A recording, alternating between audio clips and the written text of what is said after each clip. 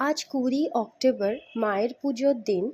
তাই দুপুরে খাওয়া দাওয়া করেই বসে পড়েছি আলপনা নিয়ে। ইচ্ছে আছে একটা বড় করে আলপনা দিয়ে ফুল দিয়ে সাজিয়ে মাম্মামের কয়েকটা ছবি নেব।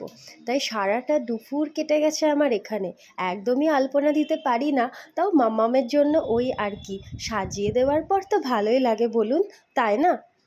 কমপ্লিট হওয়ার পর তার থেকেও যেটা কঠিন কাজ ছিল মাম্মামকে রেডি করা। এই যে মাম্মামকে শাড়ি পরিয়ে রেডি করে নিয়ে চলে এসেছি সন্ধ্যাবেলায়। এবার ওর হাত দিয়ে কয়েকটা প্রদীপ জ্বালিয়ে থালাটা সুন্দর করে সাজিয়ে নিয়েছি। ওকেও কি মিষ্টি লাগছে, তাই না? আজকাল এই প্রদীপগুলো বেরিয়ে কিন্তু খুব উপকার হয়েছে, কোনো অ্যাক্সিডেন্টেরও ভয় থাকে না। আবার আমরা মনের মতো ছবিও তুলে নিতে পারি। এই যে আমাদের ঠাকুরের জন্য থালা সাজানো, এটা হচ্ছে মাম্মামের থালা।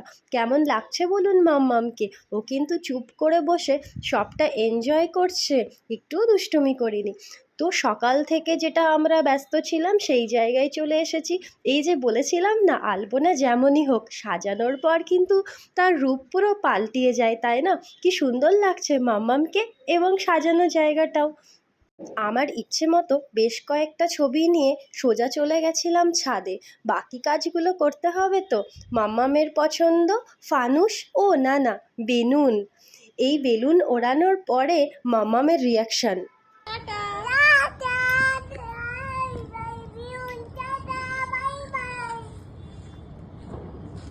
আরেকবার বলো টাটা বাই বাই।